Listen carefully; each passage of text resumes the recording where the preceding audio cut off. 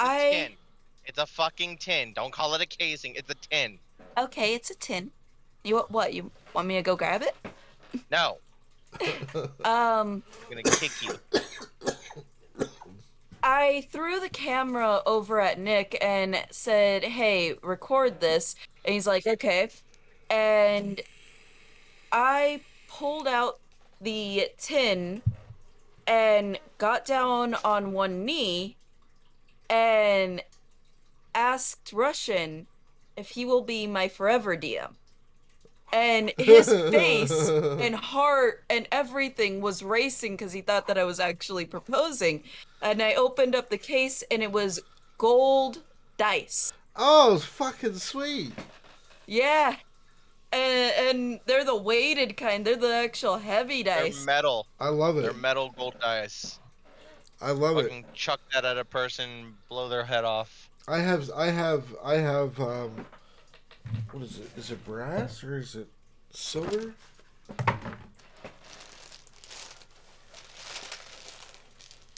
And he was just like so red in the face, embarrassed. It was so cute. That's awesome. He doesn't want me to Fucking post Liz. the video and stuff. No one, absolutely no one, wants to hear Nick breathing into the microphone. Just. So we don't know how to take care of the problem of, oh, that's pretty. And I have That's I pretty. have purple and pink ones too. That are silver. Uh, I want to get ruby color. I love ruby and sapphire and emerald. and I got Thanks, him Goblin Boy that, Kid. and he just got super nervous and super embarrassed and stuff, and was just like, Liz, no, you didn't, no. I And then I recorded your story. I'm gonna put it at the beginning of the video. yeah. All right, and then let me see here. Do I have is D Live up and ready to go? I guess when lots of noise and everything is happening, then I could ask you about my character and stuff. As I think about Ape, and I'm just like, what the fuck kind of class would Ape be other than Barb? Fucking Druid? Ranger? You have questions about which character? Uh so I thought of Holy Ranger.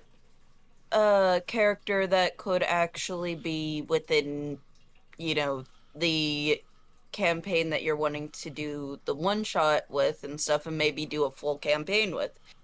Mm-hmm. Um Mainly because I kind of feel like he's a bit on the entertaining side. Oh, okay. You want to be fucking him? No, I want to be Ape. Oh, okay. Um, so Ape talks in the third person. Ape, basically, if you know Tarzan's story, you know Ape's story, but not Son so of much. man into You know the sky. Tarzan's story, you know Ape's story. Like, he was raised with gorillas and stuff and whatnot. Whatever place in your world has gorillas, that's where he was at. Mm-hmm. He knows broken English and stuff and refers to himself in the third person. He's dumb as hell, but basically, social situations will be really great with him Mm. Nice. because he'll be, just derp. This is the post-apoc. This is the post-apocalyptic one. Mm-hmm. He's supposed to be a barbarian, so ye, It could be a lot of fun. yeah.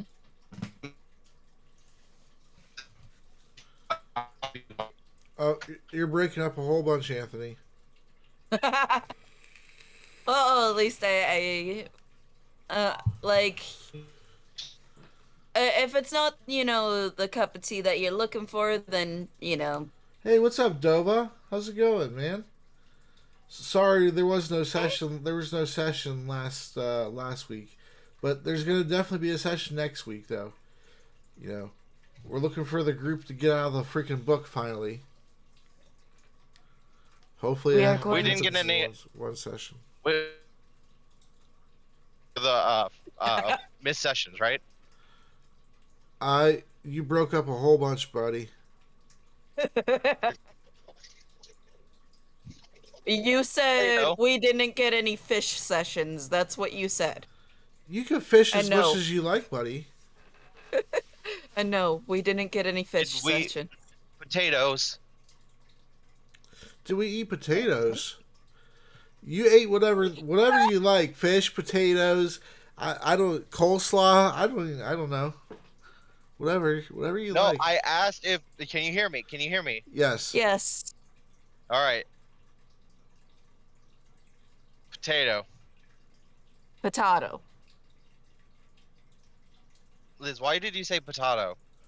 Because you said potato. No, I Yes. asked if you gave us XP for the canceled sessions or not. You could say no. It's fine. I mean,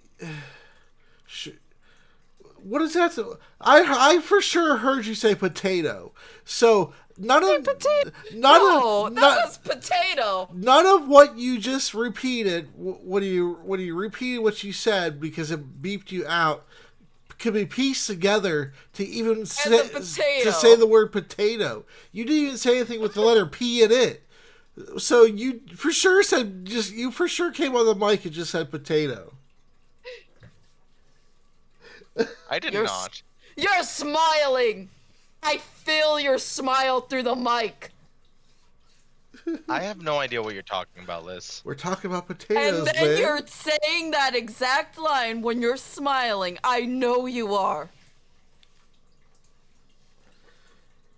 See, now you're being quiet because you're trying not to laugh. I'm pulling out my ID so I can fucking go into this terminal. Dova, I can't hear the in your voice. Dova in chat said he heard potato. Just letting you know. Mr. Nobody, did you hear potato? We need weigh-in. I'm sure you guys heard, like, potato or some shit. Right? But I'm just trying to do my job. Which is saying the word potato. His job is potato.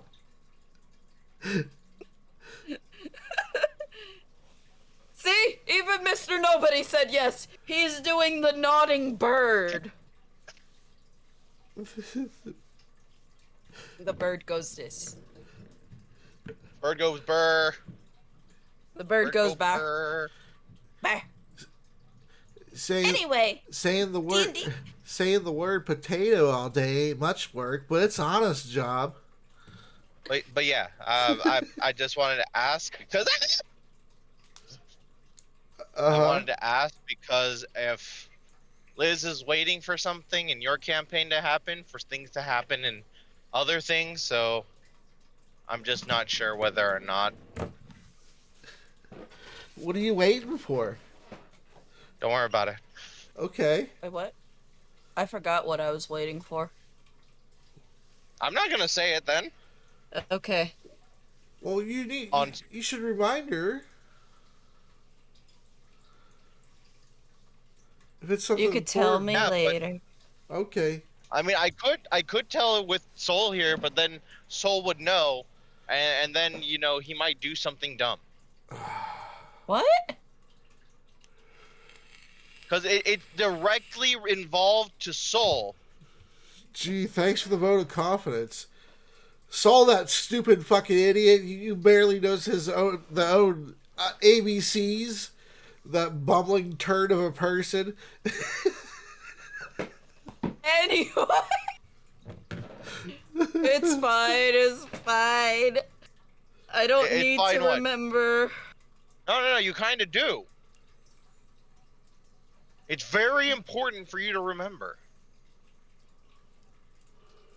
I came down with a case of sevenitis, so, So should I just say a hint then? No. Are you sure? Yeah. I have something in my head that I could tell you that should remind you without giving it away. No. Are you sure, Liz? Positive. Do you remember? No. Do you remember the 24th of September? Do you remember the copyrights that will happen? On and on.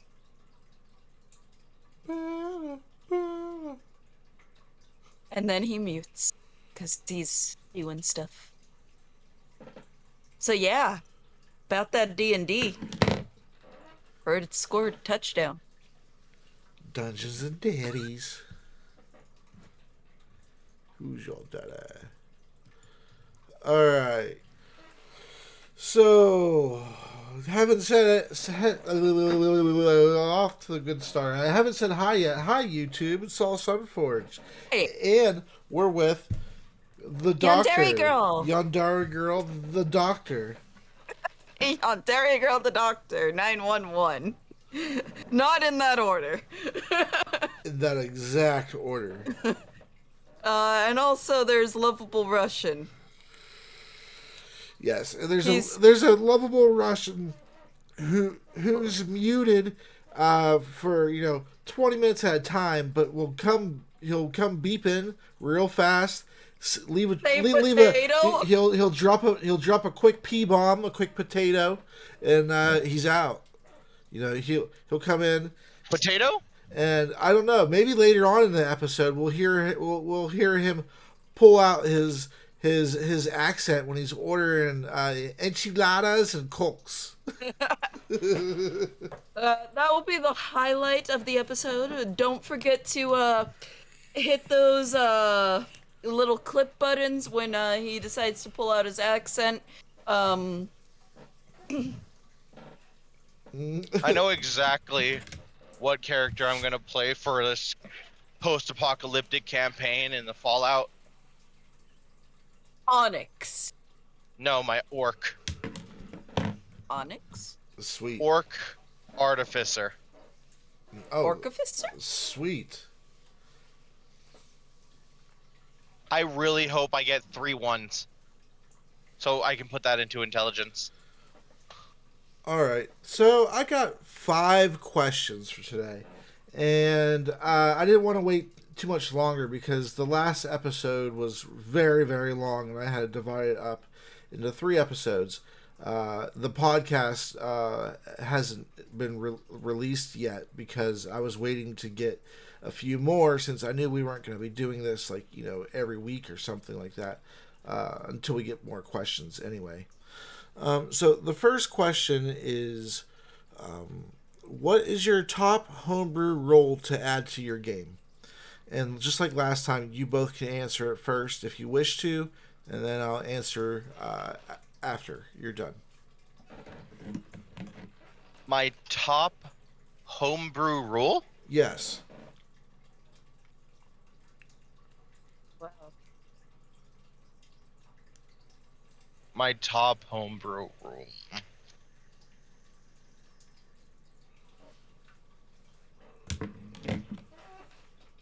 Alright. So this is refrains to, I guess you could say, Pathfinder and 3.5. Alright. Rule set systems. That's fine. Back in Pathfinder and 3.5, right? Whenever you were to get an ability score increase, you would only increase 1 ability score up by 1. It was retarded. I hated it. So, instead, get +1 in 2 things. That way you can put a little more diversity onto your own character sheet. Simple as that. And became a staple to essentially almost every single one of our friend group tables at that. Oh, you're breaking up a Because bit. everyone else saw the stupidity of just a plus. Can you hear me now? Yes. Can you hear me now? Yes. Because everyone saw the stupidity in a +1 every approximately 4 levels to one damn thing. Like, here you are adventuring, going through the entire world, running, fighting, being on death's door time and time again, and you don't get any hardier. You get a +1 to intelligence, strength. I mean, damn, me carrying around this backpack for literally months on end and walking totally didn't help my constitution or my ability to run, a little bit longer. Oh yeah, I see what you're saying. Mm-hmm. That's a good idea. That's a good idea. And to go along with this one, because this is just how I play, I guess, maximum HP for players, no matter what. Like, no rolling for your HP, just max HP. Hmm. Because imagine for a moment, the barbarian gets a 2, and the wizard got a 6. Congratulations, the wizard now has more health, but for some reason, it's the barbarian that's been getting stabbed all the time. I mean, it could just be eternal bleeding that we just can't damn see, but Mm-hmm. it doesn't feel right. Mm-hmm. Those I guess would say my 2 top homebrew rules that all worlds don't matter. This is how it be. Hmm. What the hell? So since you go max HP with the players, do you also go max HP with the monsters? No. No. No. Okay. Okay. The only time I give max HP to a monster is if it's a named creature. Like, if it's just, goblins 1 through 25, they can have their 4 HP that they're supposed to have, right? But if you're going against, the Knucklebrand, the orc war chief that's been your BBEG this entire time, you bet your ass he's gonna have max HP. Hmm. And this is done for twofold. One, you're heroes, right? You're supposed to be able to do all this epic, cool BS stuff. So, I give you a break.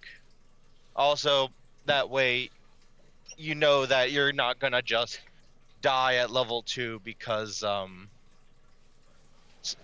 random bandit got a lucky crit and you're playing the bard, because that's kind of just sad. Hmm. Okay. Liz? Or yeah, Derry? I'm I know that I have homebrew rules, but I'm blanking. Hmm. Okay. Um, I could come back You to can name one Go ahead. that Liz does. What's that? What do I do? All right. Also, referring to Pathfinder 3.5. Where the hell is this place? Liz does not confirm criticals in 3.5 or Pathfinder. You get that nat 20, that's it. You freaking did it. Yeah. Oh wait, I know. I know a homebrew That's a good one. rule That's one that I use. Yeah. I know a homebrew rule that I do that no one else in our friend group actually doesn't do, but only me. What's that? If you get a nat 20 when you are rolling for initiative, you are going first. Uh-huh. Because I believe that is a waste of a nat 20, like, when you are rolling for initiative. If you get a nat 20, you have probably like a 90% chance of going first anyway. Okay, but let's just say someone got, a 15, but their like modifiers are extremely high, and you got a nat 20 and you only got like 1 to your proficiency and whatnot. So you only got like, 21. Okay. And the other person got a 15, and somehow they managed to get, 25 because their modifiers are extremely high. I would prioritize the person that got that nat 20 over the person that has the higher modifiers. Like, because I'm just pretty much like, that's a waste of a nat 20 that you could have had in combat, wasted right then and there. Like, that's just a me thing. Like, you get a nat 20, you're automatically first. If there's multiple nat 20s in the initiative thing, then yeah, I'm gonna be counting up the numbers and stuff and basically looking at the numbers. But that's the thing that I do with my homebrew stuff is you got that nat 20, you're going first. No, that's like pretty, that's awesome. That's a good roll. And even like if, the boss like has a higher modifier than you and stuff, and I roll really decently with them and he got a 19, but you got that nat 20, I mean, you're going before the boss. No, that's fine. That's a good reward. I like that. Yeah. I like that. Yeah, anything that I could do to make make nat 20s more special, I'm for listening for sure about anything that will make a nat 20 more special. Like, the reason why I started doing this is because I have the faintest memory, and it's so faint, of my modifier in initiative being so low, and I got a nat 20, and then everyone else in the group, because they were all freaking rogues or bards or whatever, went ahead of me. And I was something else that didn't have like high decks, and I didn't build into going first and stuff, and everybody else went ahead of me, and I felt like absolute garbage for getting a nat 20. I'm just like, this sucks. Yeah, that's very anticlimactic. Yeah. Yeah, like I was like, yeah, and everybody else was pumped, and then all of a sudden I'm like, oh, I'm last. Okay.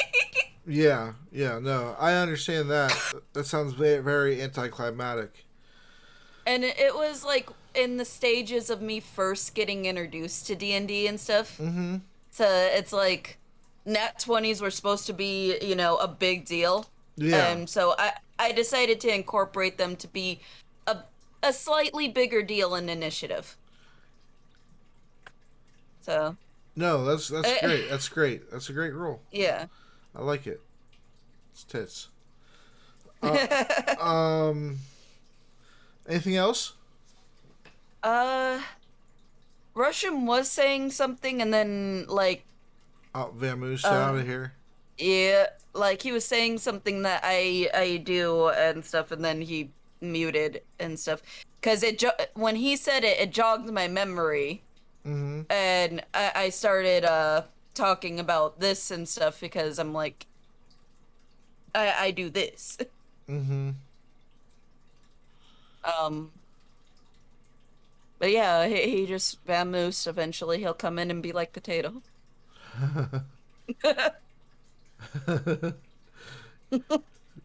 Good old potato farmer.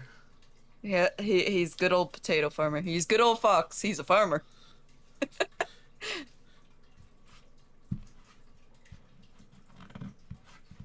But yeah. It ain't much, but it pays the bills. Yeah. Like, also, like, my logic with that is there's some people that look at the nat 20, and like I've looked at it numerous times when I've rolled initiative, like, I wish that I got that when I was actually rolling to fight. Like, that would have been so good to get that and whatnot. And I'm just looking at that nat 20 like, you a-hole, why did you show up right now? Like, there's so many times that I've looked at it in initiative, like, because there's times where I'm like, I don't particularly care Mm-hmm. Unless I'm playing someone that's like a huge buffer person, I don't particularly care where I'm at, and I'm just like, you a-hole. Why did you show up right now? Yep. Lovable. Oh, he's Unmuted. here. Yeah. You here, buddy? Yeah, I'm just Did you? really, really confused right now. What about? So I'm trying to look for this place in particular, Uh right? Uh, Patrick 200 269. And Mm-hmm. then I go and look for Patrick or P, and it starts at 300, and I'm just like, what the hell? So I talked to someone, right? And they were like, I'll take you to it. And they're like, cool. And then they go, and then it's like, it should be right here. But like you said, it starts at 300. What the hell? So now I'm just running around the terminal like, oh God, what do I do? Oh, hold on, hold on. Ask. Could you repeat the one thing that you were saying about the homebrew stuff that I do? Me? No, Russian, Oh. but I think he said hold on and left. Oh, yeah, he did. He did. Okay. Yeah. Well.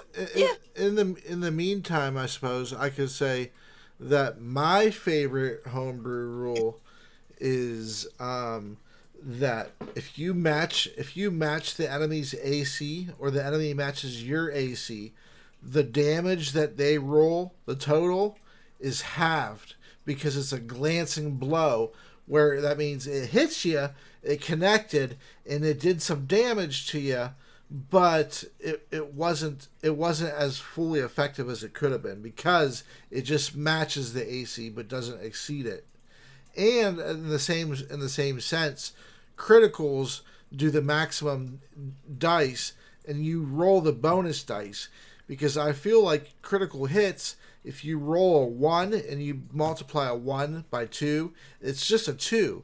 And so your critical hits should never ever do less damage than a normal hit because then it's not critical at all. You feel like you've been robbed of your critical Yeah. your 20. And so you with maxing the regular dice, and that ensures that at minimum you will never be less than you would for a regular hit. I think there should be one more caveat to that thing. What's that? That it should be your weapon a damage dice. Particularly your weapon damage dice. What do you mean? Hold on.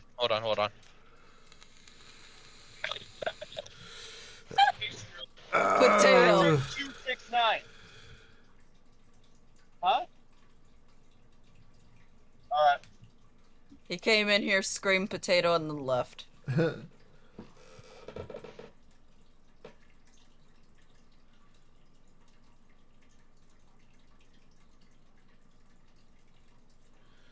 Dova asks, what do you think about adding a number of weapon or spell damage die equal to your proficiency number?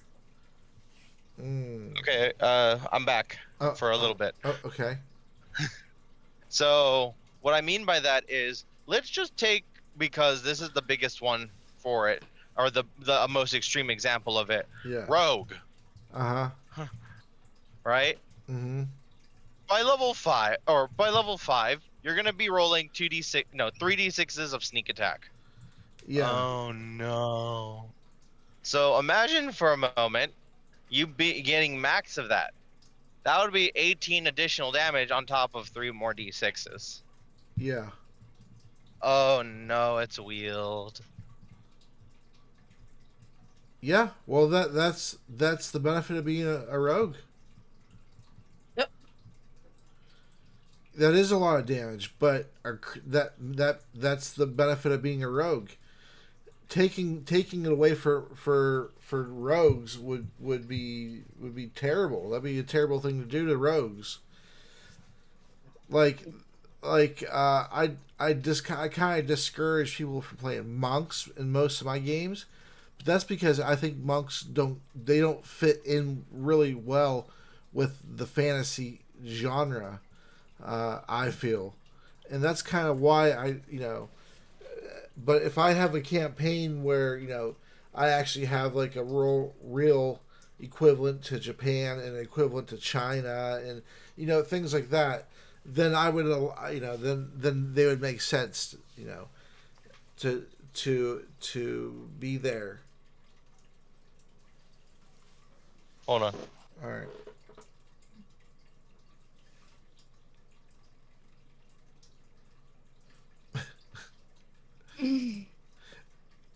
All right, so let me ask the question again. Hopefully he doesn't get interrupted again. Right. What do you think about adding a number of weapon or spell damage die equal to your proficiency modifier? So That's a lot of extra damage.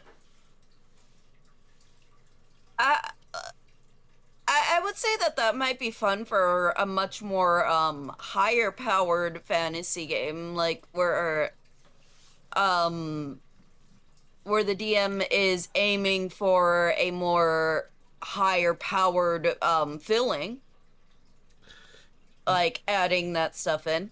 Yeah, that would be like good for like a Final Fantasy type campaign where the players have, you know, hundreds of hit points. Mm-hmm. What's up, Gila? Thanks for the host, buddy. Hey. Hi, Jilla. But yeah, so like I think if you added like 2d6, 3d6, 4d6, then 5d6 weapon damage to your weapon damage every swing, that would just be crazy insane. You'd be able to take on a an adult dragon solo, like probably around like 5th or 6th level. Like if you had multi attack too, can you imagine being a martial class fighter, and then also getting your maneuver damage too? Like that would be insane. Well, that's why I'm thinking it would be for a much more higher powered campaign. Right. Maybe even where the creatures like dragons and stuff actually have classes. Where, you know, the dragon is a wizard. Yeah. Yeah, and I've had stuff like that in my campaign before. It's just depends on how serious you want the tone to be, really, and things like that. Yeah. All right. So that's the first question. I don't know if lovable. I don't. He's still muted, so I guess he's not back yet. No. All right. So let's see. How are we doing on time here? It's a half hour for one question. So let's see. That'll be one, two. That'll be 3 hours total. That'll be good. If we do 3 hours total, that's fine. I don't have to divide that up into 17 videos. Nah, we're gonna divide it up in 17 videos. Okay, so question 2 is, ooh, that's a great one. What do you think about Wizards of the Coast retconning the lore of Drow and Orcs due to cancel culture? Wow, Hate it. Hate it. Wow, that's a huge big question. Go ahead. I absolutely hate it. Like, it's awful. And even if they decided to retcon it, I'm still like, if I decide to do a lore accurate of their world, I'm using their original stuff. Like, I am not using any of the newer things that they decided, this is what orcs and drow are. No, I'm using their original crap. Like, you're still gonna use the canon from before. Yeah. Like, the thing is that they're pandering to people that don't play the game, don't know why these people are the way that they are. They don't know a damn thing about the game. Right. I honestly think that if they actually sat down at tables and played the game and got a better grasp on everything, then they could actually, it might not be canceled. And they're pandering to people that don't buy their products. They like because the people that do buy their products, the people that do like and appreciate Wizards of the Coast and everything, they are, people that are like, we don't care because there's racism, because it's a functioning world. Right. Like, you know, um, I'm actually playing a orc in someone's campaign right now, and people are actually very mean to her because she's an orc and stuff like that. Like, there is, just you cannot fix D&D. It's supposed to be a functioning real world. Like, you can't sit there and... So you like that stuff then? You enjoy? Yes. Okay, okay. Because it makes the world feel like actually organic and stuff. If I wanted to play, Hello Kitty Adventures Online, then I would go play Hello Kitty Adventures Online. I did that a little bit of that discrimination stuff, just a touch for Ross Chapo because he's a goblin. But generally, I've been trying to keep away from that because I wasn't sure how you guys felt about that.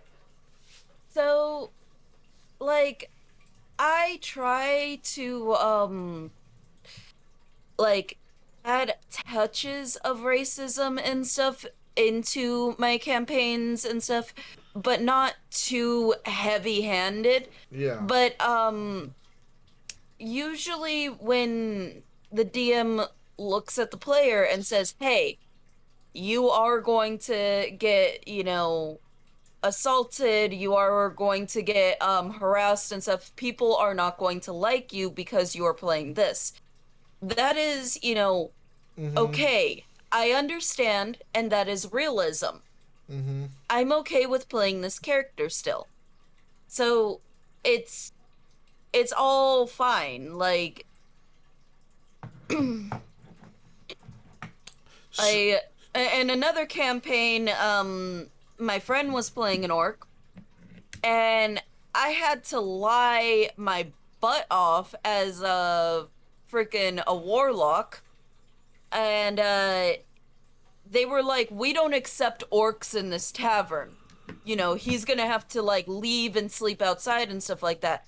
I went up to the guy was getting like aggressive, and our orc friend was starting to get aggressive and stuff because he was getting angry. Uh-huh. And I stepped over there because I was offered a spot in the good bedroom to spend the night in, and I walked up there and basically said, "Hey, he's actually a human. He was cursed to look like an orc by a hag, and we're trying to venture around to find the cure for him." And I got a really decent roll on that. Wow, nice. Like, and the guy believed, and then all of a sudden, like, the group just started popping in and just like, yeah, it really happened. Yeah, I was there. It happened. Like, totally. That's awesome. That's awesome. But basically, they were gonna literally throw him out and stuff and have him sleep outside. And I'm like, you know what? This is actually real, because it's like, yeah, why would anyone want an orc who is known for raiding, pillaging, harming people and stuff in their tavern? Like, why would anyone want that? Gila says they wouldn't play. They would just get offended by what's going on in the game, so they wouldn't play. Yeah, I agree. I agree. Yeah, They would. I mean, there's there's a lot of channels, and no offense to them in any way is meant here, but there's a lot of channels now that talk about in session 0 passing out a card to the players that asks them their trigger warnings, like like, are you comfortable with this blood? Are you comfortable with violence, loot? Are you theft? Are you comfortable with like come on, man? This is D&D, blood and violence. What do you? So, how do you play? I mean, really, D&D with no violence at all is not D&D. So I think the only thing that I'm back. the Kind trigger of. warning thing Okay. that I would actually ask is, how I guess sexually okay are you within D&D?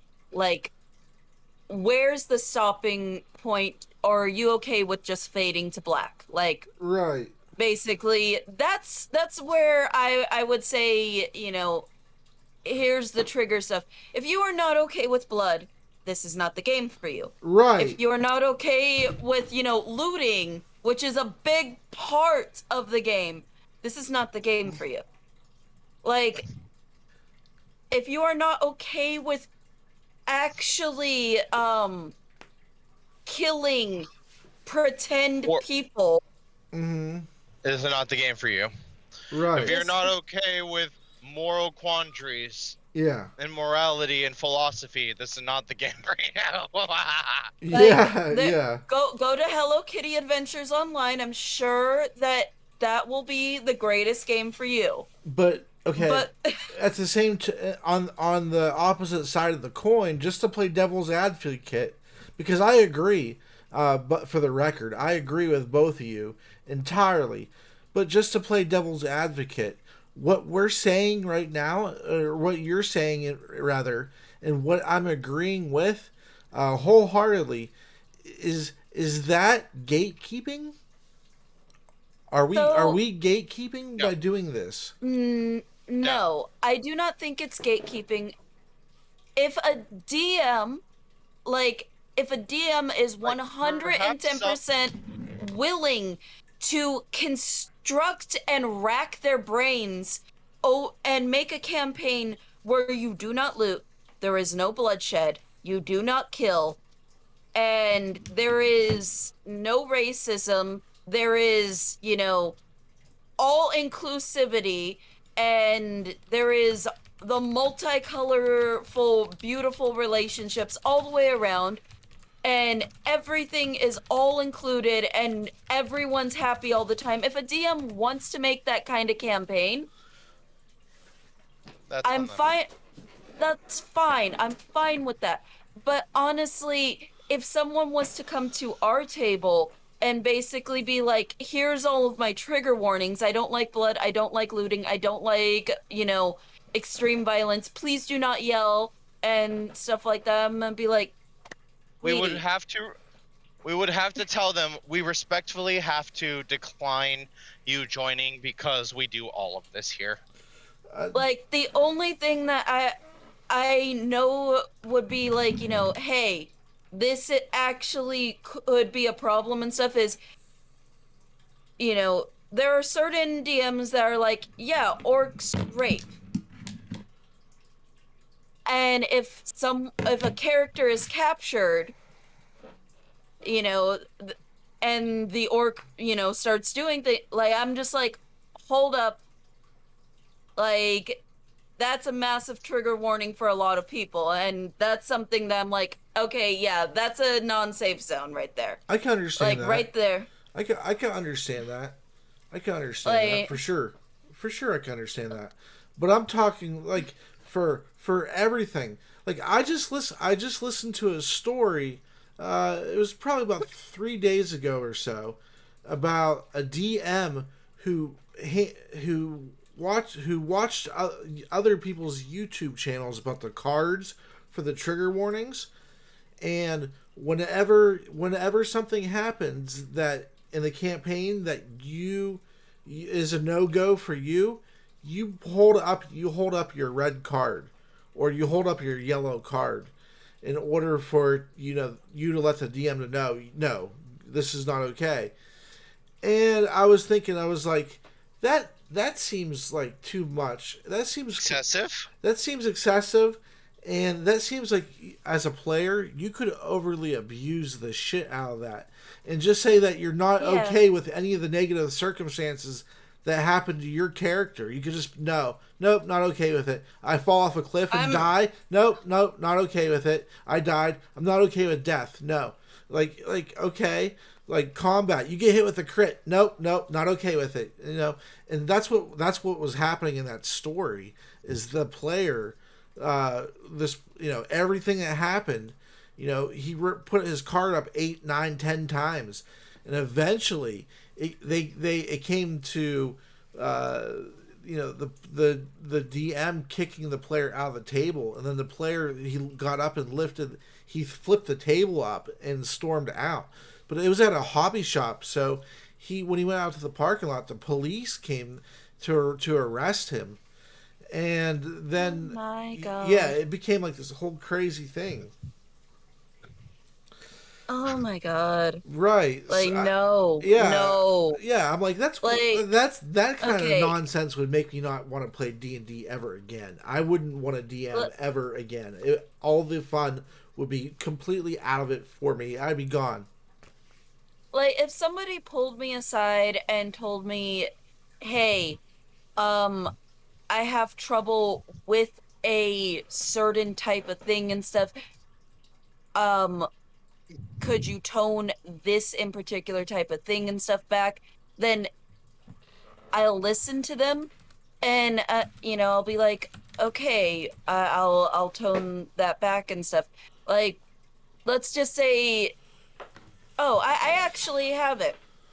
So my friend Mariela, she she actually was terrified of guns. She did not like guns because her father was shot. And we used to do a role play, like a LARP.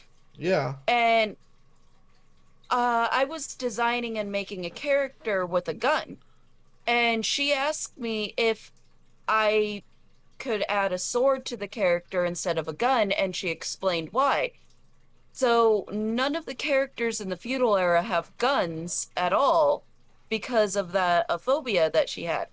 And if someone had something to that similarity and stuff of that kind of thing, I would basically talk to them and I would tell them, like, there is going to be stuff like that that shows up. I'm going to move you to a separate room as I do the descriptions and then pull you back in. Is this okay? So that way you could participate in the campaign still. That's a good compromise, I feel.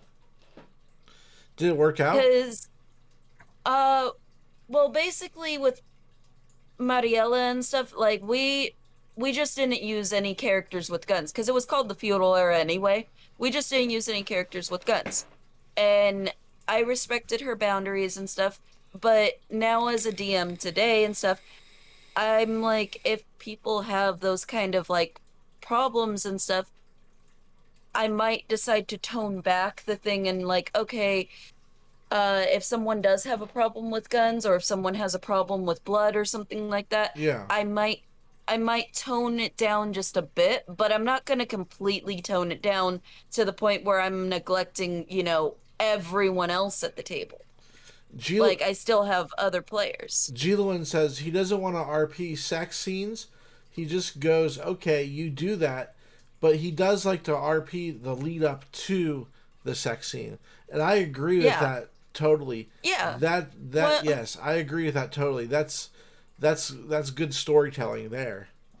Like, meet up in the bar, start talking, then go in the room, start talking, and maybe kisses here and there up until the fade to black.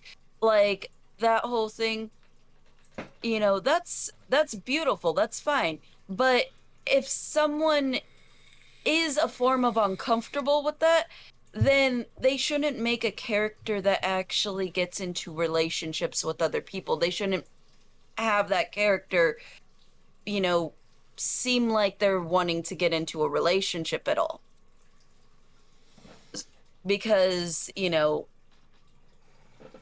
if they don't want that type of thing to happen, they should just, you know, deny the other character a relationship, and they should just be like, no. Yeah, yeah.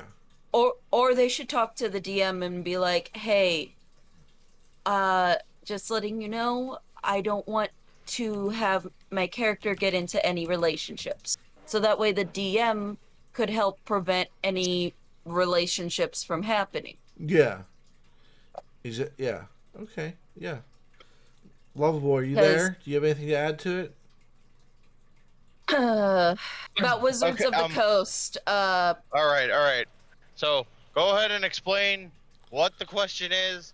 I'm actually leaving this place, so you have my full undivided attention once I get on the freeway. What do you think about Wizards of the Coast retconning the lore of Drow and Orcs due to cancel culture? Okay. To be clear, they did not retcon. They just made it so that way people don't just look at Drow and Orcs as you know, evil. Because let's be honest, right? Wizards of the Coast up to then, right, has always portrayed them, right, culturally as somewhat akin to just, you know, I'm the best, superior, yada yada yada. But of course that's never always the case. Well, The thing is, other than very few characters and very few circumstances, such as Alestre, right? Right. Or Dritz, Yeah. right? There's not. They are always portrayed as this evil right? And I hate the reasoning why they did it, but I don't hate that they did it. I think Soul was trying to say something. Well, go ahead. No, it's fine. It's fine. I want. It's complicated, but there has to be an evil race. There has to be. Otherwise, again, if there isn't an evil race, why are you playing? If everybody's living in perfect harmony, holding hands and skipping, like you're gonna tell me that mind flayers aren't an evil race? Or what about beholders? Are beholders evil?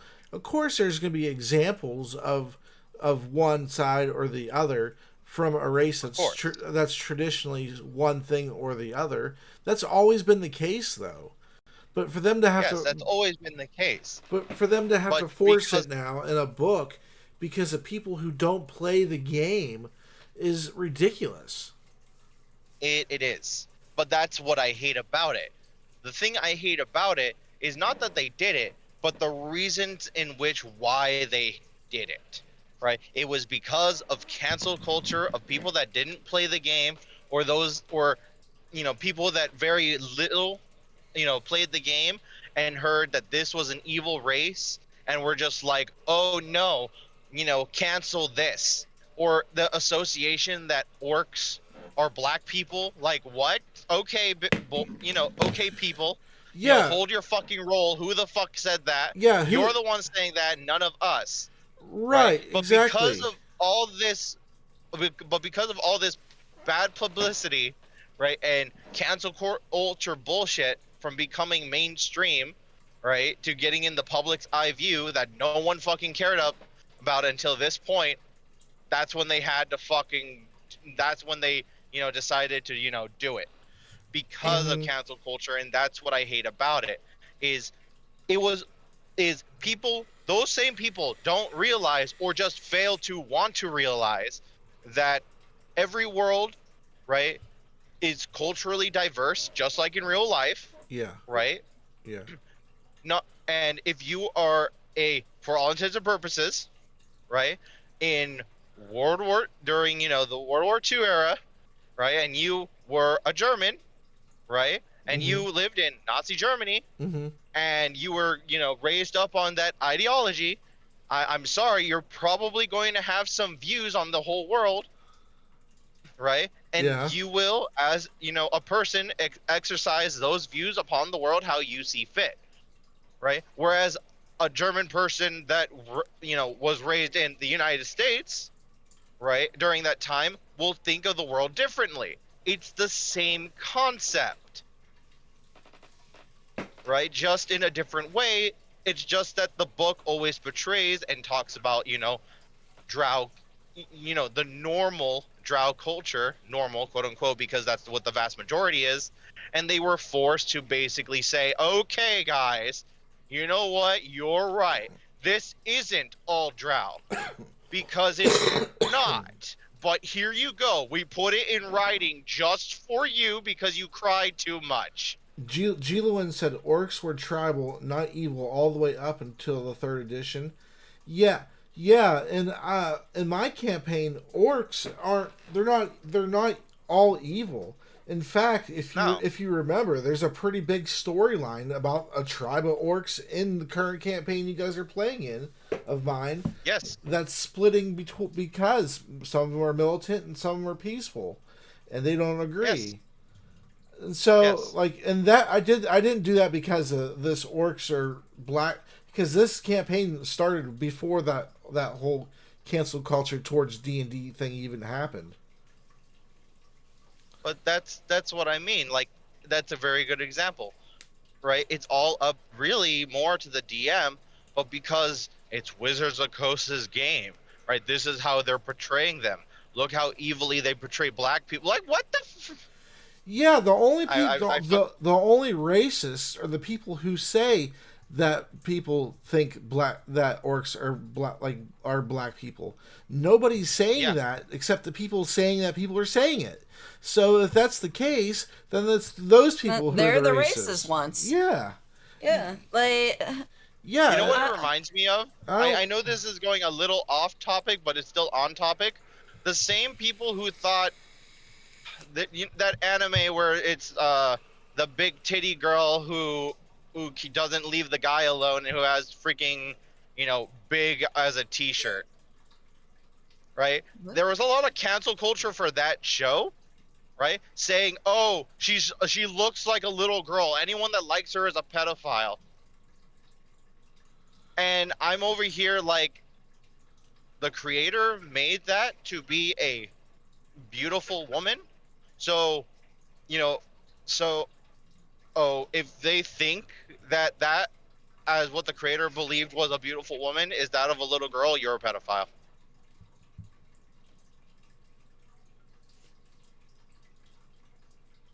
But of course, cancel culture, bullshit, blah, blah, blah. I hate it. I absolutely hate it. Because all they do is they see through a blindfold. That's what they do. Yeah. And then he says Drow wasn't evil. They just didn't like outsiders since they had been hunted and cast out for their belief. I mean,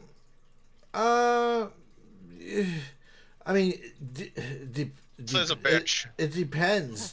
Do you feel like it's evil to consort with demons? Do you feel like it's evil to go raid cities at nighttime in order to bring back people as slaves? I mean, I feel like those are blood sacrifices. I mean, I feel like those are evil things. Nah. Yeah, but here's a thing about Drow, even to not to very recent lore, not like the cancel culture lore and whatnot, but Drow both fear respected, mostly they respected out of fear, Lolth, right? So, and they were not shown any other kind of education. It's a very just, xenophobic, culture because, I mean, that's the kind of educational system they had. Yeah. So it's not their fault, but also they wanted to, live another day. So they did whatever they did, even if it was evil. But yes, it's still very, very evil because a lot of, Drow matriarchs very much still took pleasure in that. Then again, who knows? Maybe there was learned pleasure.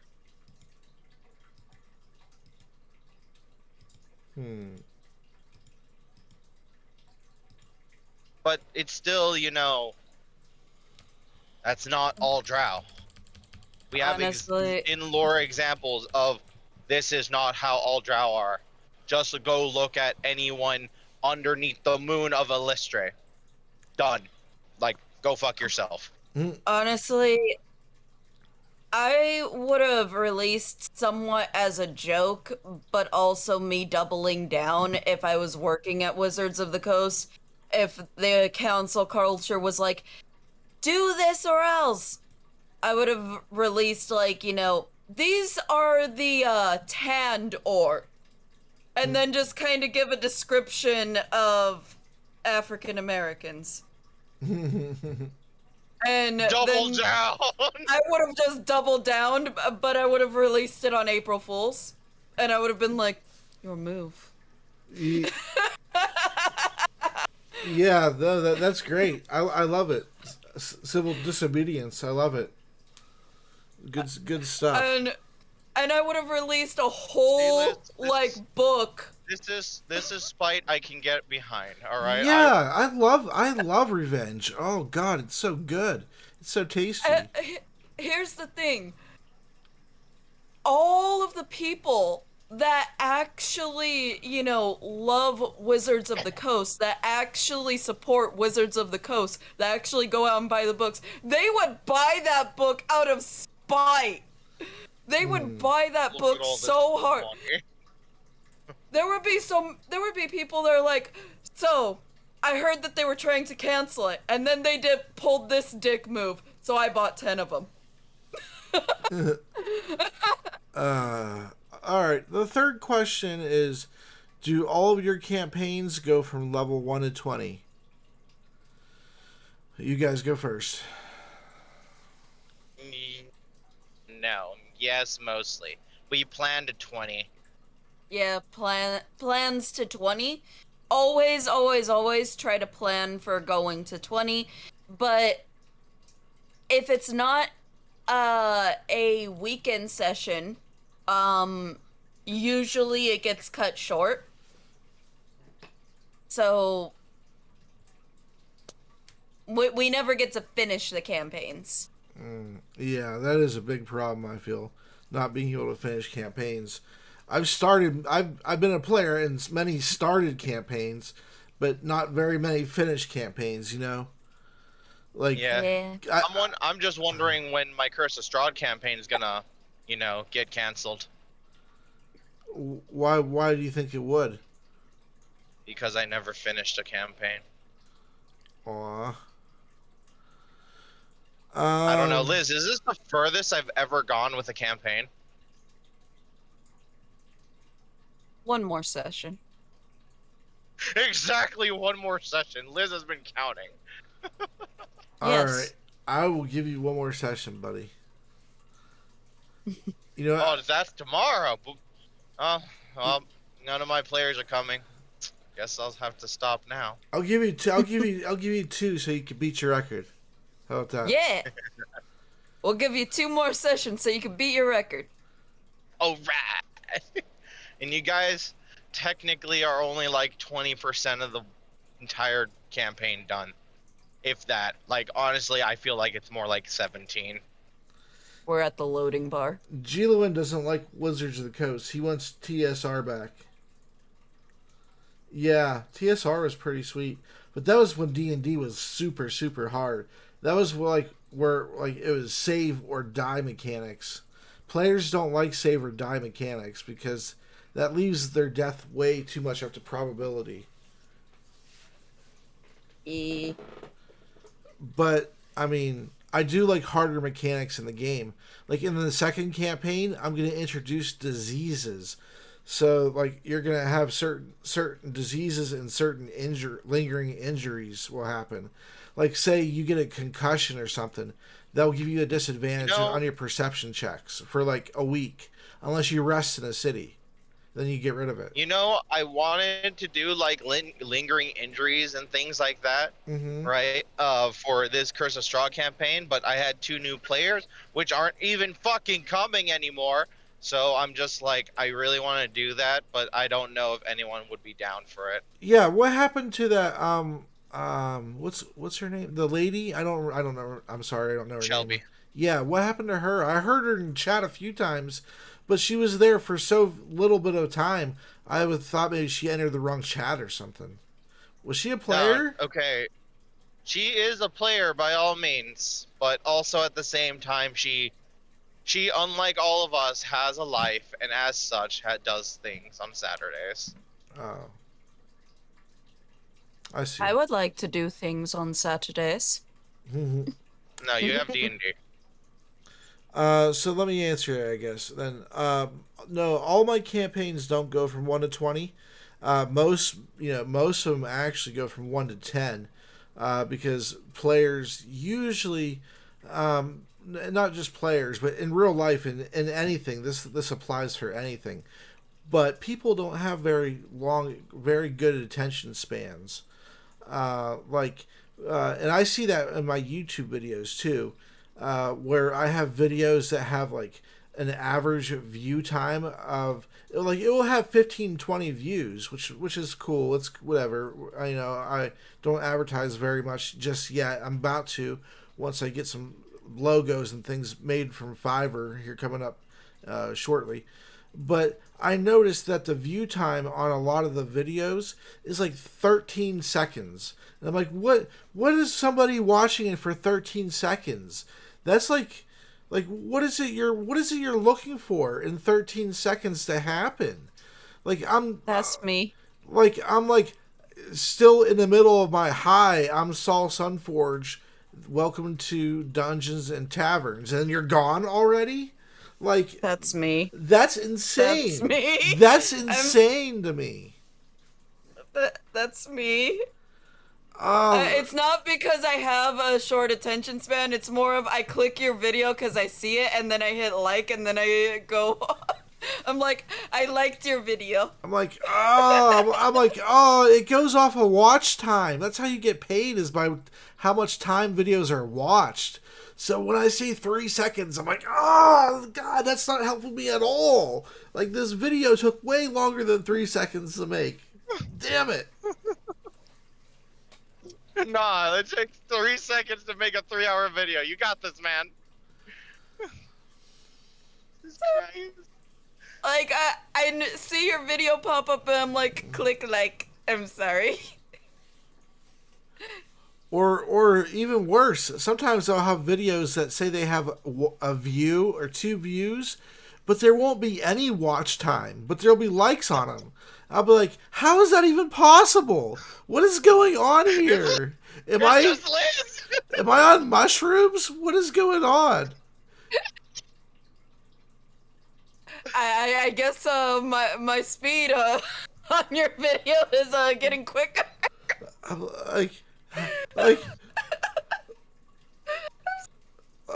You hear like, ha, and you're like, oh yeah, this is the shit. Yeah, that's enough. Yeah, I'm good now. I understand what this channel is all about now. Yep, this is the grape channel. All right. So let's see. How are we doing on time? We're doing good because we're 3 questions through, and we're only at 1 hour and 8 minutes. So we're doing fantastic. All right. Next question. Let's go. All right. Lightning round. This question's. These are some heavy hitter questions these people are asking. But let me put on my philosophical hat. What is your thoughts on gay, bi, or trans NPCs, and how do you treat them in your games? Totally fine with all of them. In fact, they're all in my campaign, whether or not you know that you've met them or not. And I roleplay them like normal people, because guess what? LBGT people are normal. You just go ahead and make a note. All right, is this person, what sexuality are they? Are they trans? Good? Yes? No? How far along are they?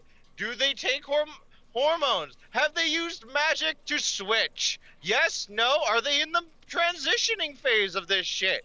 Yes? No? Are they experimental and not know because people sometimes don't know? Are they closet? These are the things I ask myself. Mm-hmm. Mm-hmm. And they're just little extra tidbits to a character.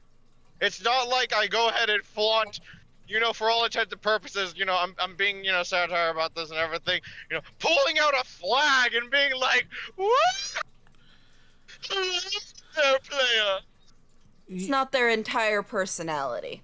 Yeah, it's not their entire personality, is what I'm basically trying to say. Yeah, they are people. The half elf tailor that Solid pissed off and pissed on his door and all that stuff and whatever in the Feywild, and then yes, I remember him. Met again in Coventry. He was gay.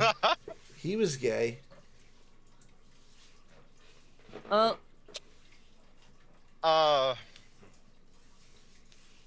I do the exact same thing as Russian with my campaign. Like, I just add characters in that could be, gay, straight,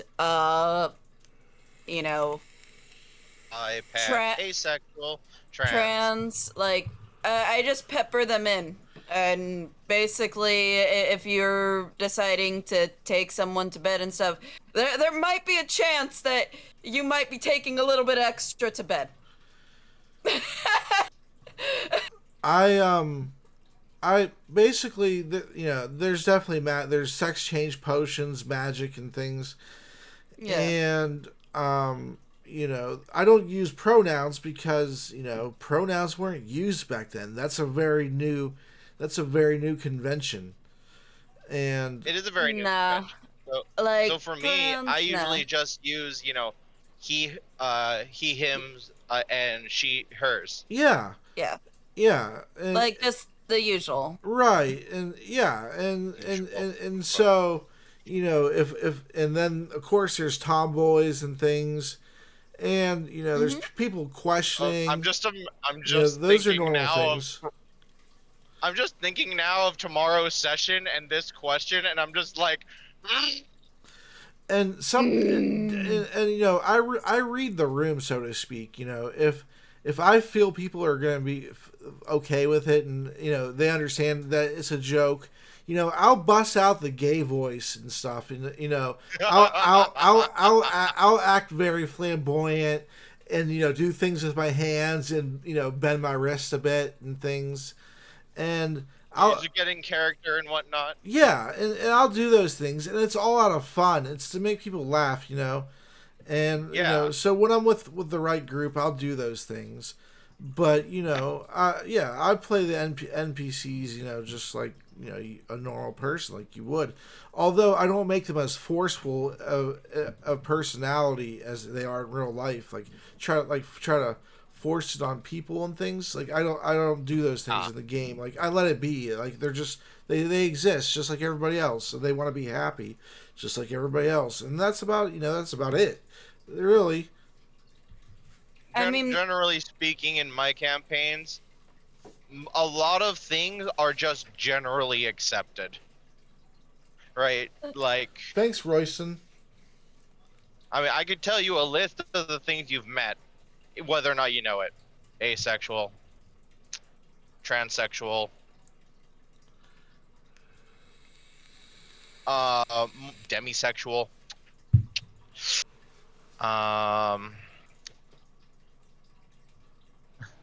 I'm just trying to think off the top of my head, and I'm just like, yup. Yeah. Well, at the current moment, even though I'm not DMing this, I am playing Seven. Yeah. Who this is true. Is a male. Yeah. And he actually is hard crushing on Eric, who is also a male. Yeah. Yes. So Liz is playing, as of right now, a gay male Well, No, he's no, bi. not gay man. He just swings more towards men. Okay.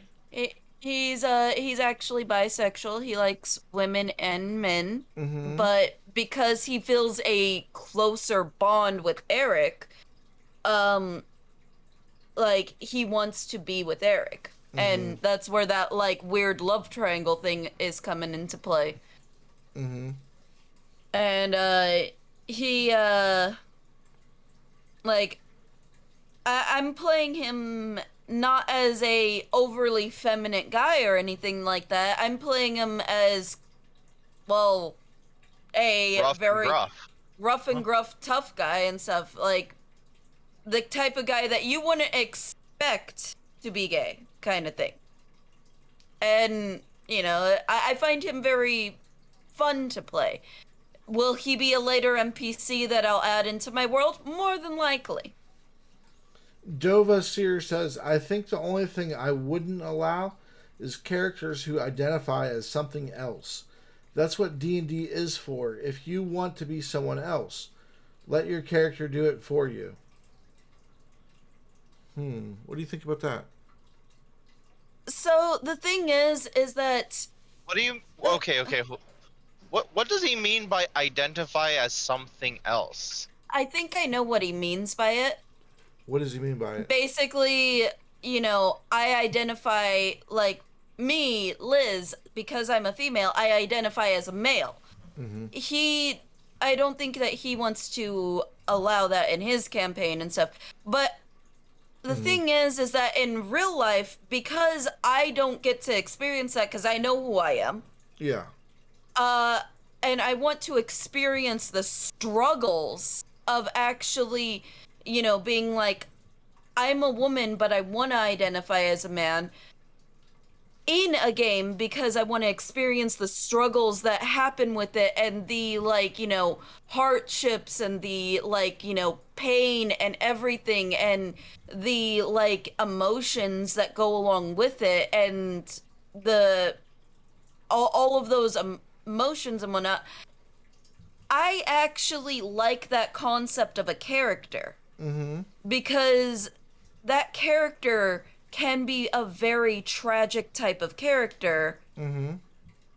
Like if they identify and stuff, because I already know who I am. Yeah. I don't need to change or anything. But in D&D, because it is a fantasy world, I could actually make a character that has these kind of issues with them and make them a tragic character. And that's what I find very fun about it, is because yes, it is a game of pretend, and I would like to pretend to be this because I'm not. That's a very wonderful explanation. I mean, Liz I agree with pretty you. much said it. It's D&D is a game, Mm-hmm. right? And it is a fantasy, it. and you can be whatever the hell you want, Mm-hmm. right? Mm-hmm. You can be, if you're a male, you can choose to be a female. You could choose to be a male. You could choose a female transitioning to male. You could choose male transitioning to female. You could be gender fluid for all I care. Mm-hmm. Okay. But Right? Because if that's how your character or the person you wish to portray feels, and you want to put yourself into the mindset of that kind of person or challenge yourself to play that kind of person, I'm all for it. Because all that does in my head is open your own mind to But- other possibilities. let me give you an example real quick of this kind of character. This person is a fighter. And they were born female. They dress up as a male. And they don't have access to magic or anything to turn themselves fully and completely male. They want to Oh, you're talking about identify her. as a male, and they want to hook up in relationships that are, I'm the male and you're the female. That could be 'Cause that could be an awesome character arc actually in a campaign. Yeah. Is that you're And on a they're quest to searching try for- to try to get a potion to Yeah. change sex? Yeah, that would be a beautiful character arc. And if the DM just keeps making it slightly out of your reach, and just slightly harder and harder to get, and just, they have a crush maybe on someone in the group that's a female, but they are terrified to say anything to that female because it's like, well, what if they don't like my bajumblies? Yeah, the bajumblies, exactly. Like, there's a lot of conflict, problems, and drama, and, they're not a wizard. They can't be like, well, I fixed my bajumbly problem. I kind of want to go through our characters that actually are, in some way, shape, or form, right, in that predicament where they either want to trans or had to trans or identify as something else due to circumstance. As long as they all have bajumbly problems, okay? I don't want any non-bajumblies getting mixed into this list, okay? What do you mean by that? They're bajumblized. Okay? They're good to they're in their change. Their bajumblies are all they're all wonky.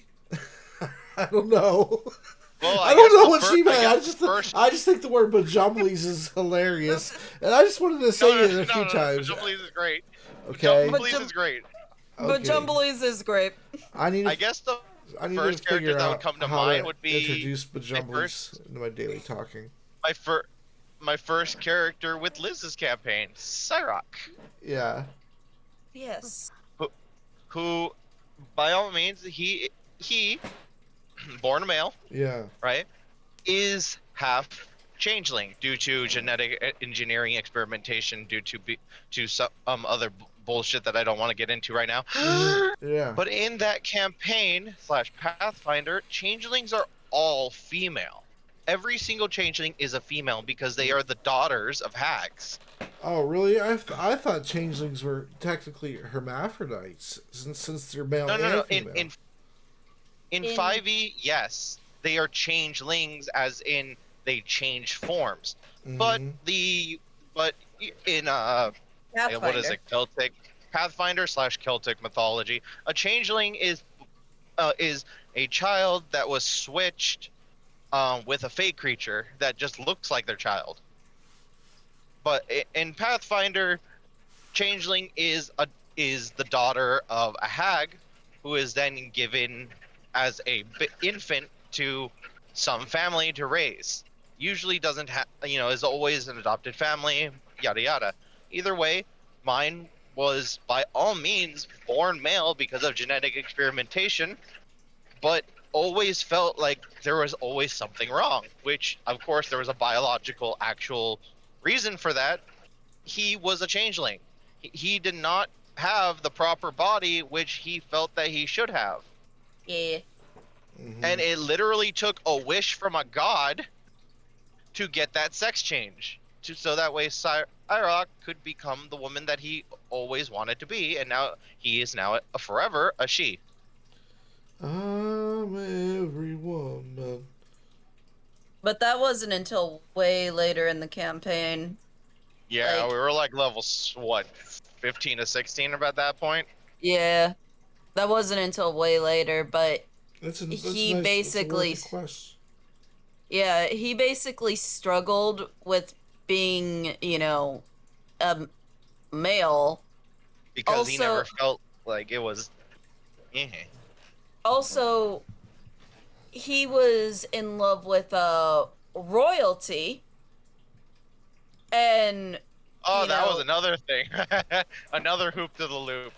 He was in love with freaking royalty, and as such, royalty is expected to give the babies. Couldn't really give the babies if I'm a man, now can I? Mm-hmm. Yeah. Yeah. All right. The next question. We're moving right along pretty quickly. It's pretty nice. We're like 40 minutes ahead of schedule. The next question is, how do you treat professions? Do they matter in your world? How far can players push them? In my opinion, Professions matter. They are a craft, they are a trade, they are a skill in which can be used within the world to help shape your as well as people around yours lives, depending on your how well you are at that thing.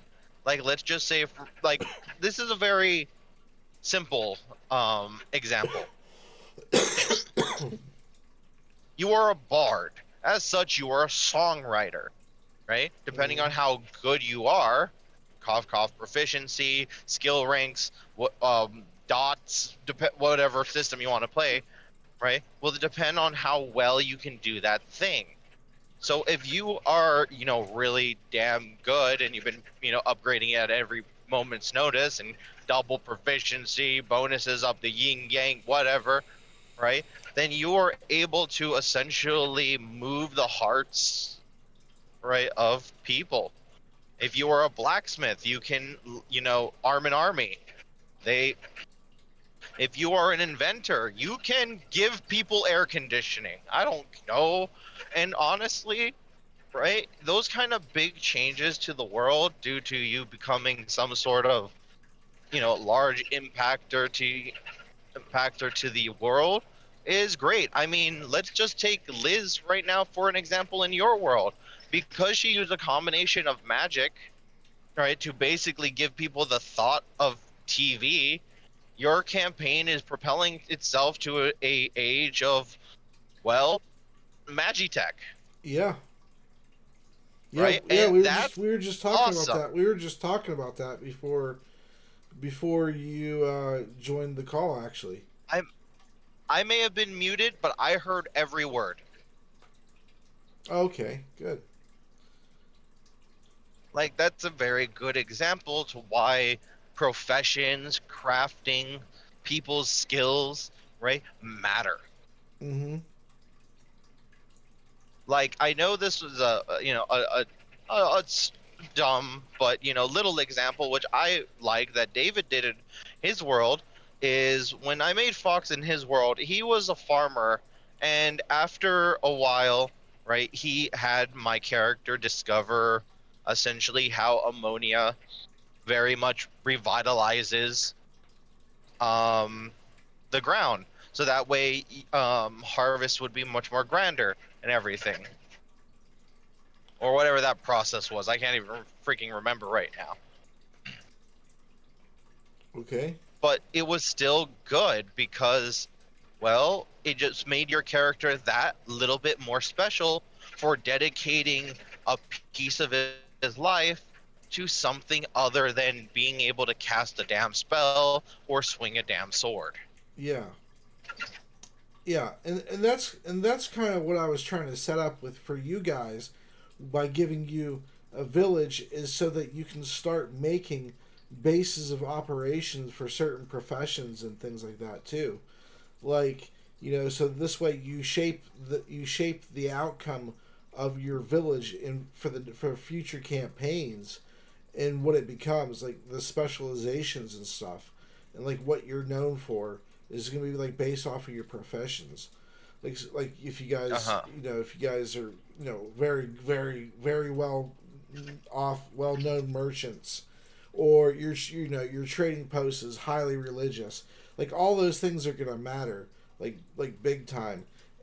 And actually in the next campaign, I'm gonna actually make out like a profession list, and so no stat is gonna be a dump stat because every single stat is gonna matter, and I'm gonna make it so that people aren't like, oh, intelligence, let's make that our dump stat, because intelligence is gonna play pretty big in how many languages you can know, how many professions you can know, things like that.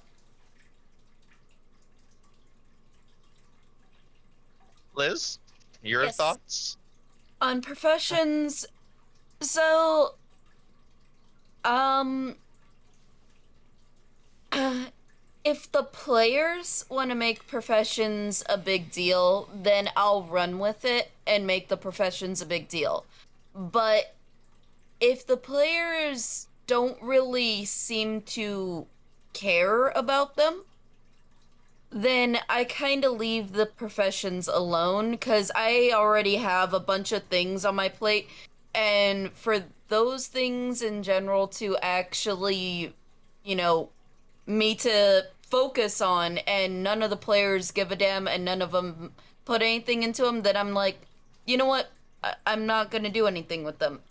Yeah. But if some of the players add things to them and they're trying to do things with them, then I'll make them feel special. I'll do things with them. I'll add, special materials. I'll add a hammer that can do wacky things.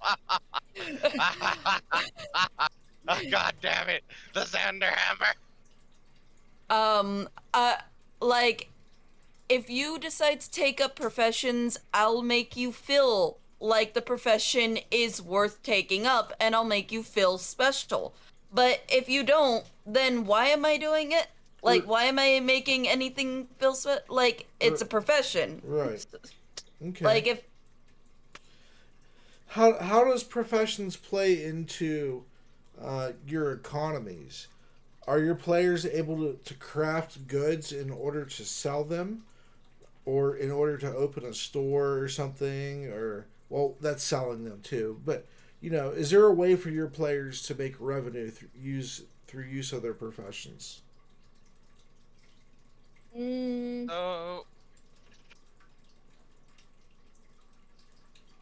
So Like, in the beginning, early stages of campaigns, right? It's a good idea, or at least for in Pathfinder sense.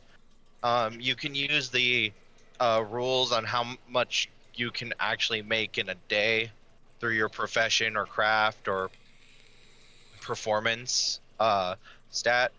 But after a while, once you start getting bigger and whatnot, you have to make some complicated systems. Like, okay, one thing that dislike, but usually remedied by just literally just giving the character enough gold to make a shop, is in Pathfinder you have to use about half the gold's material worth to create the item plus time. And then if you wanted to sell it to, let's just say, a vendor, right? He only buys it at usually, right? If it's just by the book, no inflation, no recession, no whatever the hell, it would be at half the retail price in the book, which would be as much as you put into it. So really, you're at a loss because you had to use time. The only time that you can actually make money off of a specifically a craft is if you had your own shop and just have some other NPC man it. And then you would, as a DM, would arbitrarily say whenever the hell something is sold, and whenever you go pick up the money, this is how much you've made. But that's a very by the book rules kind of thing. Right. Right, but that's more of a problem with the system itself rather than a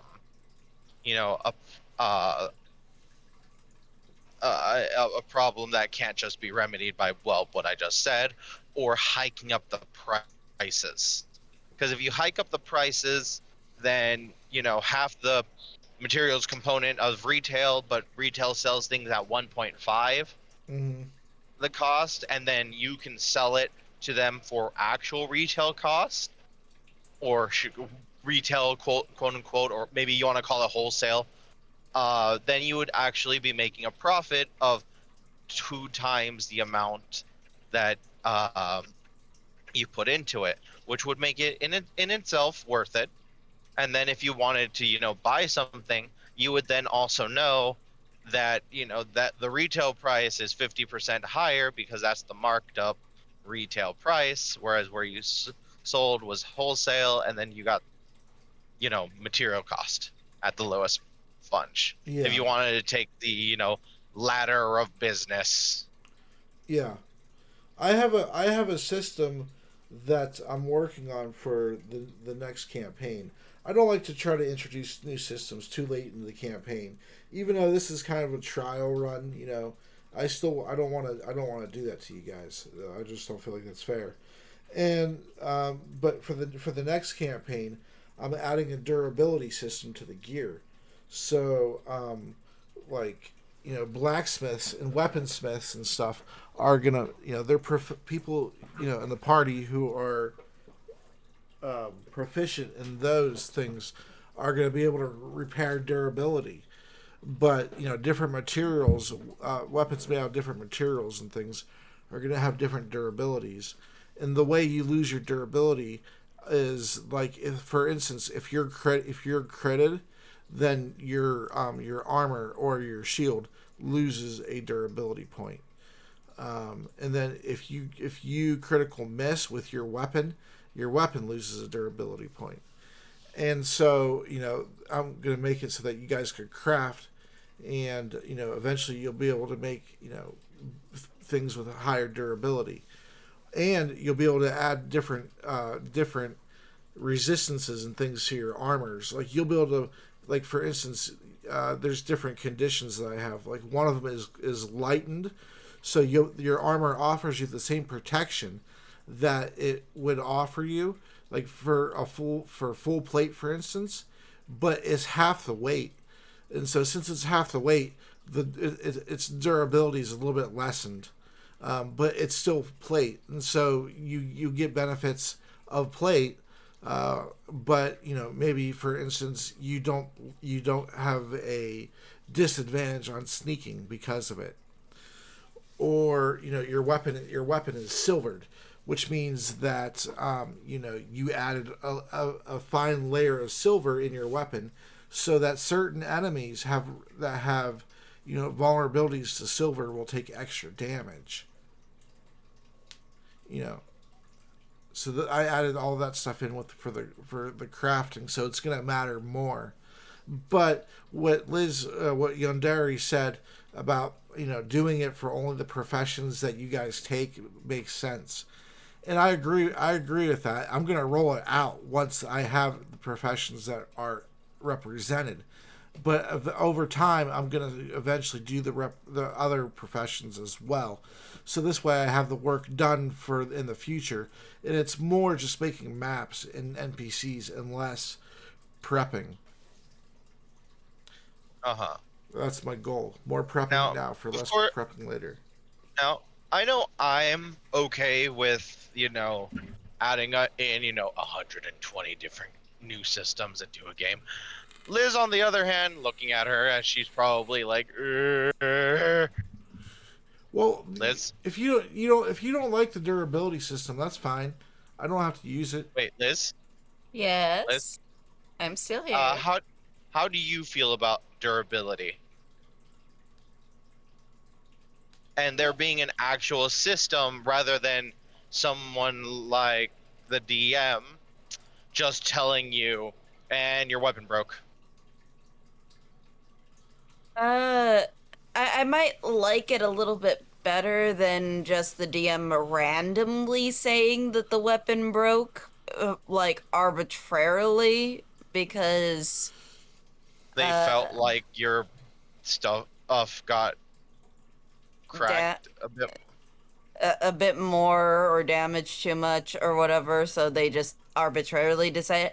I mean, I still am just like with the system, but I'm like I could probably deal with it a lot better because you can actually visually see it and the rules. Like, once I can visually see it and understand it and know that the DM is not, like, sitting there like, okay, so your armor broke. Yeah, I would post and pin every one of these in the D&D chat. So it would be there for you to read whenever you wanted. And I would make a YouTube video so this way you don't so you don't have to read it. I'll just word for word go over exactly what I wrote. So if you prefer to watch it instead, and so and every rule that I homebrew, I'm cool with scrapping it or modifying it at any point. If Thank you for the ice cream and lemon. like for instance, if you all didn't like that the glancing blow rule, I would take I'd take it out. If you guys didn't like that matching the AC only halves the damage, I'd take that out. If you guys didn't want crits to be max damage, then you roll the bonus only. If you guys didn't like that, I'd take it out. So every rule that I ever present is malleable, and it's always been that way. I always down for anything and everything. But this is also why I say don't ask me whether or not what my opinions are on something, because like I say, always as a player, I'll always roll with whatever the hell happened.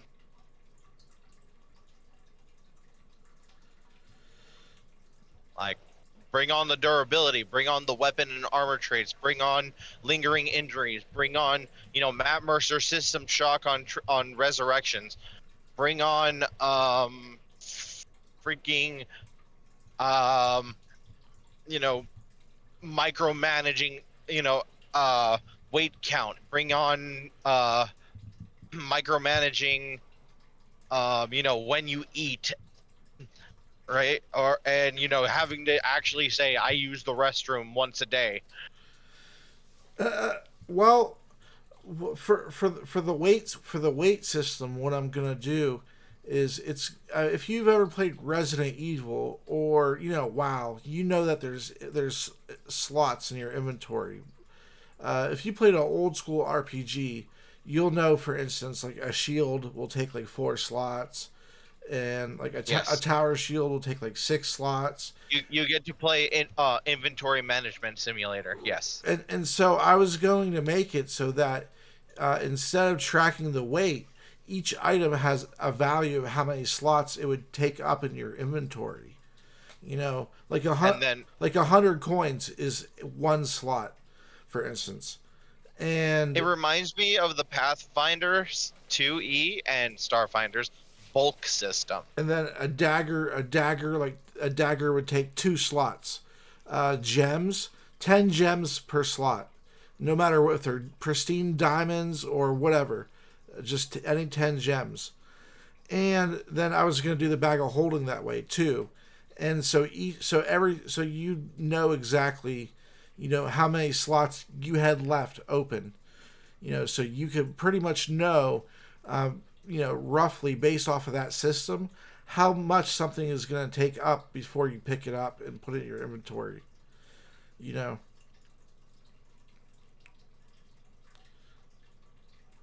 What do you think of that? I mean, it could work.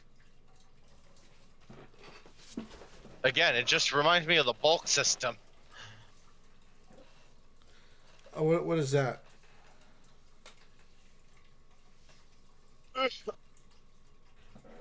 It's a Pathfinder 2E and Starfinder thing. Basically, the items weight is represented in bulk rather than weight, really, but also weight. So that way, you don't carry around, even though you're strong enough to carry around 30 swords, 2 sets of full plate, 30 rations, and 300 feet of rope, right? Like a fucking weirdo. Yeah. Right, in one backpack. Right. The bulk system is just like, all right, it's underneath your weight, how much you can carry. Cool. Now, does it go under the amount of bulk you can carry? Bulk basically being your, I guess you could say the encumbrance value. Like, you can't hold a piano out because there's so much out. Right. It's going to be heavier. It's unwieldy. That's what basically the bulk is. It's like how much space it takes. Yeah. Essentially, yeah, exactly. And like your layout according to how you want to do it is going to affect things too. like for instance, your backpack, if you pick a certain kit, the adventurers kit for instance, your backpack is going to have a little hook on it, like for your coil or rope. So it doesn't your coil or rope isn't going to count towards what's inside your backpack because it's hanging on the outside of your backpack. Or, for instance, if you wish to have a bandolier for your potions, so this way you have access to more potions for your quick action, or you'll be able to if you have a bandolier, you'll be able to have access to those potions using maybe a free action instead of a bonus action, or so this way you'll be able to use two potions essentially, for one for your free action and one for your bonus action, because you chose to wear that bandolier. But because you chose to wear that bandolier, that means then you can't have a weapon on your side, for instance, because they wouldn't fit. So it's a risk reward. And that's kind of what I was going to go with. Like if you want a shield on your back with your weapon, no problem. But if you're wearing a shield on your back and your weapon, your main weapon, then it can't be a ranged weapon because you have a shield. I just actually looked it up, the bulk rules. If you want me to quickly go over it. Yeah. All right. So bulk. Carrying especially heavy or unwieldy items can make it more difficult for you to move. Right. As can overloading yourself with too much gear. The bulk value of an item reflects how difficult that item is to handle, representing its size, weight, and general awkwardness. If you have a high strength score, you usually don't need to worry about bulk unless you're carrying numerous substantial items. Bulk limit is literally 5 plus your strength modifier. Done. Yeah. Okay. And then for small items that are bulk of light or L, like light bulk, means you need 10 of these before it counts as one bulk. And then there's the negligible, right? Which is you can basically carry this without, doing anything to your bulk unless you have an obscenely vast amount of these determined by your DM. Yeah. Like, just because a paperclip is negligible bulk, right, doesn't mean I should be hauling around 500 million paperclips. Yeah, I can agree with that. A little too many paperclips. And that's basically the bulk system on top of the, weight limit system. It's very clean, very cut, just very much like your slot system. And I also like the henchman system where when you go to town, you hire like a torchbearer or a carriage driver. And so you can get hirelings and things like that. I love doing that. Yeah. I was waiting. I would like to buy 3 adventurers, please. Yeah, and I was it's my fault we've been in Coventry so long, really, too. I'm not blameless. I keep giving you guys good objectives to stay, but if there was going to be a lot of world travel and things like that, I was going to have it so that you guys had a torchbearer and a coach driver and maybe even a little camp that travels with you of people, somebody to repair your armors and somebody to restring your bows and provide you arrows and things. Maybe somebody to forge for dinner while you guys are out. So this way there's dinner by the campfire. Somebody to provide music, maybe. Fun stuff like that. Yes. The very, very good things of hirelings. I love hirelings. Hirelings are good, but also, like, a lot of those things that you just mentioned, I'm like, yeah, but everyone else...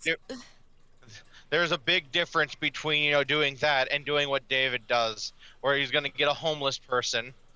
No, I'm not talking about David. No. Wait, hell no. What happened? A homeless person?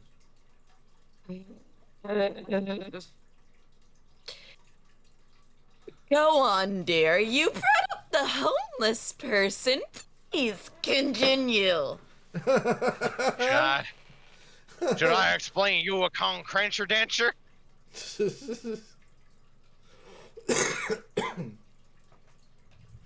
Ahead. Explain the person that I want to stab.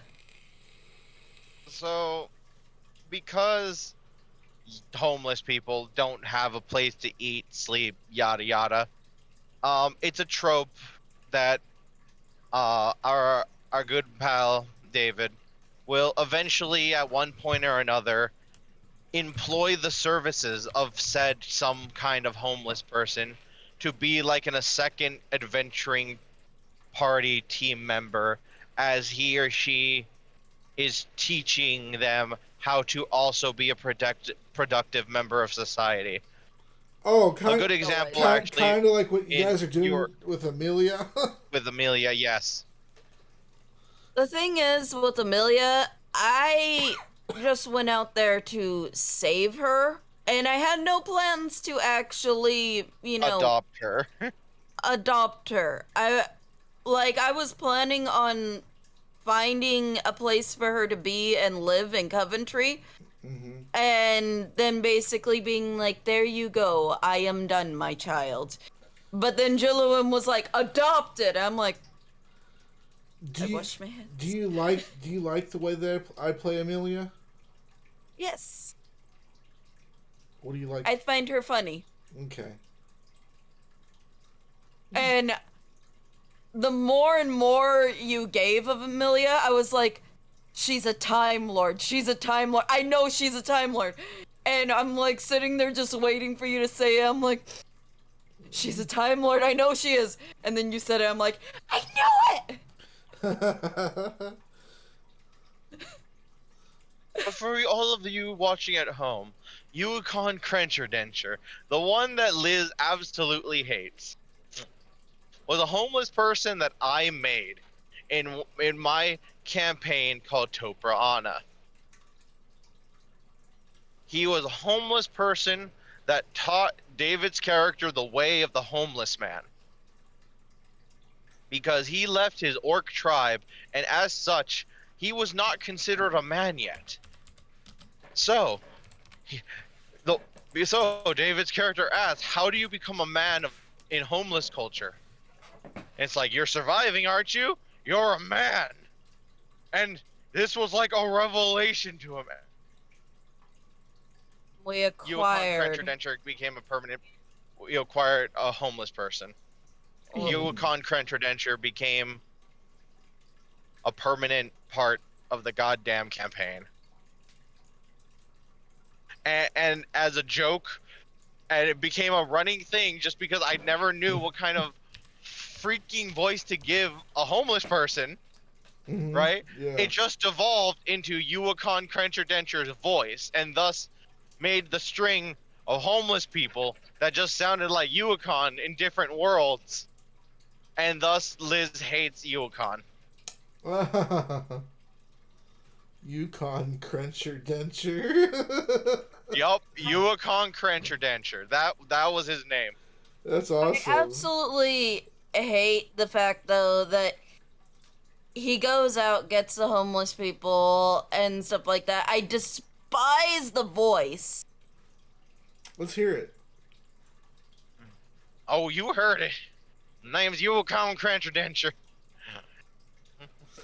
You despise that voice. Why is that, Dr. Yandere Liz? I can feel the cringe. It grades on the ears, like, because he was a... Okay, so it's a good voice for a city, and you run into this guy in the city, and you talk to him, ask him for directions, or maybe he has a quest for you to help him, find his cat or whatever. Listen, I'm looking for my cat, Betty. I need you to help me find my cat. But if he travels with you for a very long time, like he did, every single time David decided to acquire a homeless person, this was the voice that was given.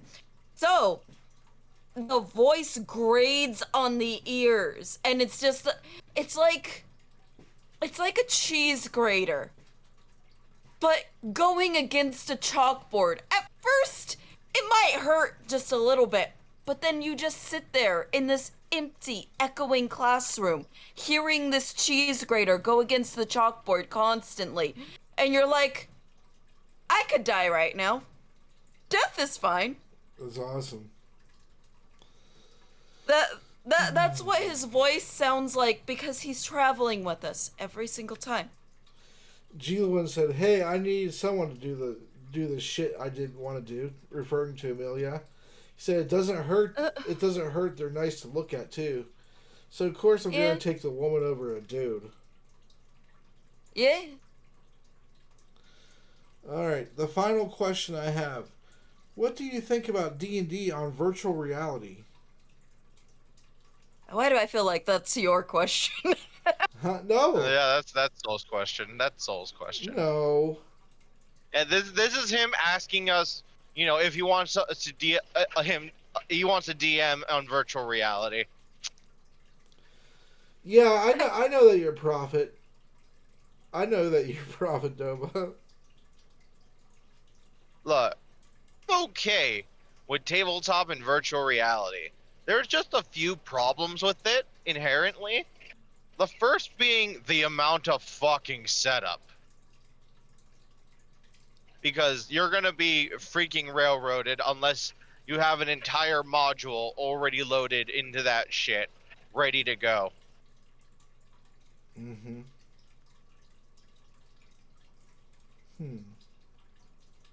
Right? It's cool in concept and everything, but oh my gosh, would it be absolutely just a nightmare to prep. Like, you best be paid to DM a virtual reality tabletop. I think that it would be fun for maybe a town and, the out woods and stuff around the town, like the woods that are around the town, the lake that's around the town, and maybe a few caves that are around the town. And basically, we go to the town, we collect quests that are in the town, and we go out, but we shouldn't go out any further because, the world ends there. We're on a flat earth. We are on a flat earth that goes about 30 feet that way. But I do think that it would be good for a very small campaign. And it being very small and contained within, limits of a, town or a city, and basically, forest and, several caves and stuff that are outside in the forest. And maybe when the DM is filling up to it, a city that's just across from, the forest. We get to march across. Maybe we get to take an important letter over to the city. Something like that. Mm-hmm. Like, I think that it's good for a very small campaign where we're not moving around a whole lot and there's not a lot of pressure and stress on the DM. And basically, we live in said small town together. And for some reason or another, some of us know each other, all of us ended up doing whatever similar thing together, and now we're all running around the town doing tasks, quests, things that maybe the royalty want us to do, whatever. G1 says, also, you limit the groups and some people won't have a VR set. Yeah. But if I remember correctly, not everyone needs a VR set for certain VR setups. Because you could just use a mouse and use the WASD to get around. Because some VR setups and stuff for D&D do that. Mm-hmm. But at the same time, it kind of limits the experience because, sure, you could click your little mouse and grab a thing, but in VR, you usually have your two hands and you could grab your sword and swing it. But in actual like when you're clicking your mouse, if you've ever seen like VR chat and stuff, how the comparison of how you hold the like item in VR chat, where you hold it out here like this, like I have the item, and you're barely holding it, into comparison where you could hold the item like this, it's like, I have item to I have the item. It looks really weird, and then your other arm is just dead weight, and you're like, hi. Chase88, thank you for the follow. Welcome to the Forge. Welcome to the stream. Yeah. I think that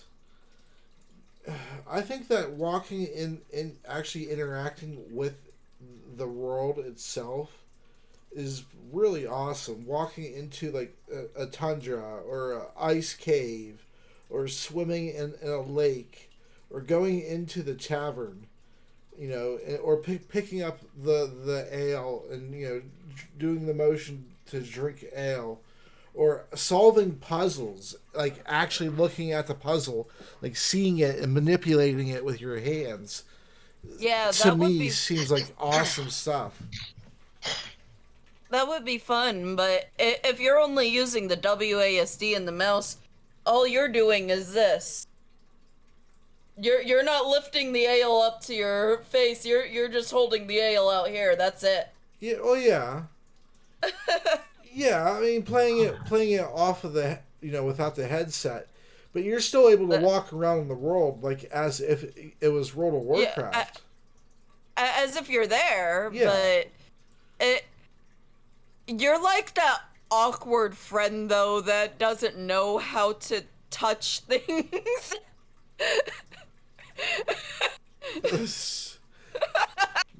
I'm trying to imagine what you're imagining. Like, because of limitations of what a character can do with a keyboard as compared to a VR headset, right? Yeah. You wouldn't be able to interact with things with as much dexterity, or with just very restricting limitations, and as such, you as a character wouldn't be able to, or as a player wouldn't be able to interact with the world they're in. Like, let's just imagine for a moment a Rubik's Cube being a puzzle.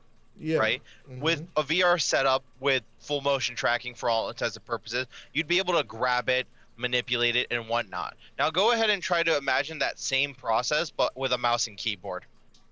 It'd be awkward, time-consuming, and kind of gay. Yeah. No, it's not even time-consuming or awkward. It's, I got the cube. That's it. Yeah. Guys, I got the cube. Well, there's already games where you have to click the mouse button to grab with your hand, and then drag your mouse button your mouse in a sweeping motion in order to open and close. And there's already games where you manipulate objects. Yes, but those are very, very, I guess you can say, wide dexterity things. You're the right? character with MS. Gilwin said you're the character with MS. Oh my gosh. I mean, by all means, I have a VR headset and setup and stuff, so I could actually click, and, you know, do all that. Click and clack and clickety clackety. Yeah. I could touch all the things. By all means, there's many games of which you can do a puzzle with your mouse and keyboard and everything, but it's not as freeing as it could be to see the grace of the world around you, to interact with it in a fantasy land, to be a part of something rather than just playing another game. Right. Well, yeah. I mean, to be your character on the battlefield, facing down trolls and whatever I put on the screen for you to fight, like a Tarask or a Beholder, like, and seeing the effects of their eye rays and everything, like in first person, I think that would be awesome. That would be really awesome. And I'm just saying, because you're Soul, right? I'm gonna be playing a bard, and I expect no boundaries, no lines. No holds The barred. monster manual, more like the monster girl encyclopedia. Oh my gosh. Freaking. A whole session fade to black. The whole You session. wish. The whole. You wish. It's just. You wish. It's just getting. We're gonna do this, and it's gonna be put up onto the hub. It's just uncensored anime porn for 5 hours. Joel's gonna do the intro and then be like, okay, and today's the Tarask battle and fade to black, and see you all later.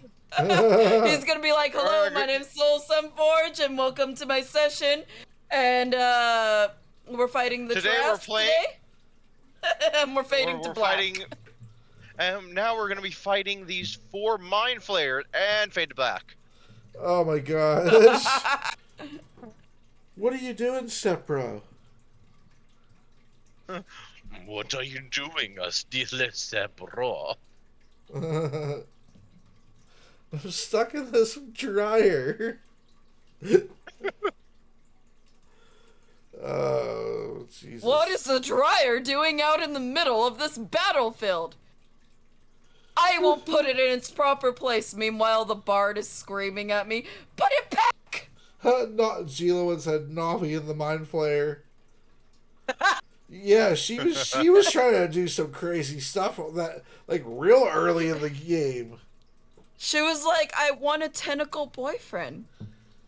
What's wrong with that? She almost killed them, and she's like, I want to seduce him. It's like, what the hell? I am asserting dominance. I just want him to know who's in charge. I'm just beating the shit out of this Mind Flayer. And then once he's about to die, I'm going to lift him up and say, give him a hug and say, shh, there, it's okay. Who did this to you? I'm going to lift him up and give him a ring and propose to him. See, that Mind Flayer in particular was like, I'm not eating that one. That one's crazy. I might catch the crazy with that one. Do you watch American Dad? Yes. Yes. Did you ever see the episode where Haley and Jeff are sleeping in bed, and Jeff is like snoring or no, Haley's snoring or talking in her sleep, and it wakes Jeff up, and he rolls over and he gently shakes her. He's like, babe, you're having a nightmare. And then she wakes up pissed off at him, and then breaks, and like she reaches around and breaks his arm, and he's like, ah! And she wakes up, and she's like, babe, you're having a nightmare, and she does it back to him. The Mind Flayer situation reminded me of that. Jesus.